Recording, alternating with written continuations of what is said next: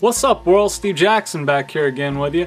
This time I'm doing the Supergrass Roundup, and I thought I'd change up the background a little bit, show off my Star Wars toy collection. It's not very big, but I like it. Anyway, Supergrass is a band from Oxford, England. They formed in 1993, and they kind of came up with Oasis, and they're really one of like only two, well, if you can count the Verve, two kinda, bands that are still going that came up in the 90s Britpop movement.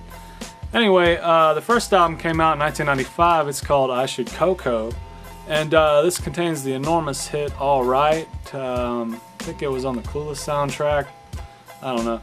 Anyway, I'd Like to Know is on here. This is their most buzzcocksy album. You know, it's kind of got a real fast-paced energy, almost punk-like, and it's got some really good songs. Strange Ones is good. Man-Sized Rooster is pretty good. Lenny, Lose It. It's a real enjoyable, fun, good on the road album. Supergrass, I Should Coco, 1995. 2 years went by, and the band grew a little bit, expanded their sound, slowed it down a little, and in 1997 they released In It For The Money. And this album, the title track is really cool because it just stops abruptly and goes into the next song, Richard III, which is great. And there's a couple hits on here, man. Richard III, Late in the Day is a single, Cheapskate. That's actually the first song I ever heard by him, I believe. I saw the video on 120 Minutes back in '97.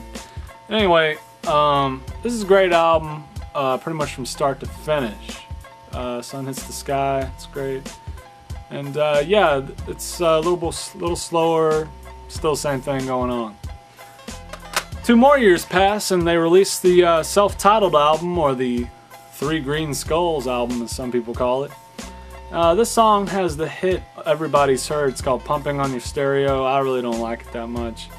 The first song on the album is called Moving, and it kind of borrows a riff and patterning after Pink Floyd's Dogs off the Animals album, which is kind of cool, but it turns into its own song on its own. This is probably my least favorite album, really. It's got a few good ones. Mary is really good. It's got a real like haunting feel to it, real creepy ass video too, and but it's got a real cool like falsetto bit, and the guitar just sounds so chunky.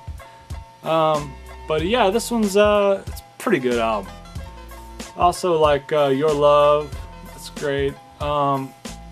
What's that one called? Eon, that's a really good one too. Shoot Over Hill's good. But a 1999 self-titled album.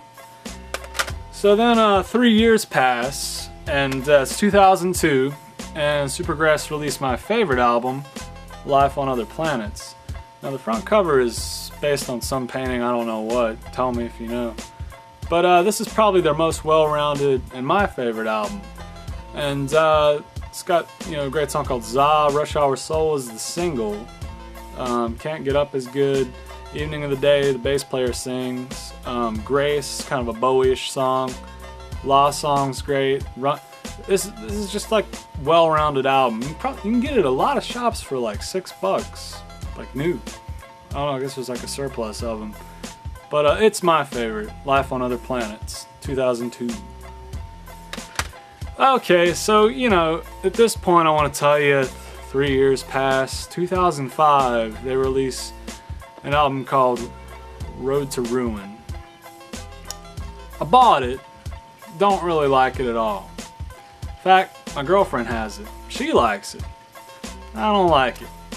I don't even want to talk about it. It's very boring. There's one, maybe 2 good songs on it.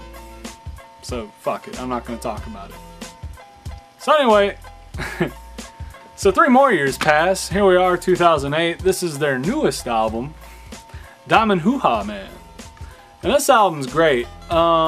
This is basically a return to form in my opinion. Diamond Hoo-Ha's got a really cool bass line. Bad Blood's great. I love Rebel and You. My 2 favorites on here are Rebel and You and When I Needed You. Funny how they put 2 songs with the word you side by side. But Rebel and You is a good pounder. Both of them have the glam, or exercising some glam elements, which is great, always. Check those 2 songs out. Those are the 2 best on here. Rough Knuckles is great. Whiskey and Green Tea is great. And it sucks. I really wish they were coming back to the South to tour on this album. I noticed all their tour dates are just LA and New York. And I don't know. I really can't blame them. I mean, hardly any Americans know who the fuck they are. So what's the point in playing the whole country? With, you know, gas prices and $100 AC/DC tickets. What the fuck is that about? Anyway, so yeah, 2008, Supergrass would be great if you came to Atlanta. I'd go to Atlanta for you. Anyway, and this album's great, Diamond Hoo Ha. And they also released a DVD. It's a documentary and video compilation in 2004. It's called Supergrass's 10. And this is great, but I have one complaint. Where is the video for Cheapskate? One of my favorite songs of theirs. And I know there's a fucking video for it. You can watch it on YouTube right now. Anyway, other than that, this is an excellent DVD purchase. It's got all the videos except for that one, and a great documentary about them. A lot of top of the Pops footage, basically catalog, you know, overviews their career up until '04. And yeah, Supergrass. Anyway, if you don't know, now you know. I want to thank you for watching. I'm Steve Jackson. This has been my Supergrass Roundup video, and take it easy.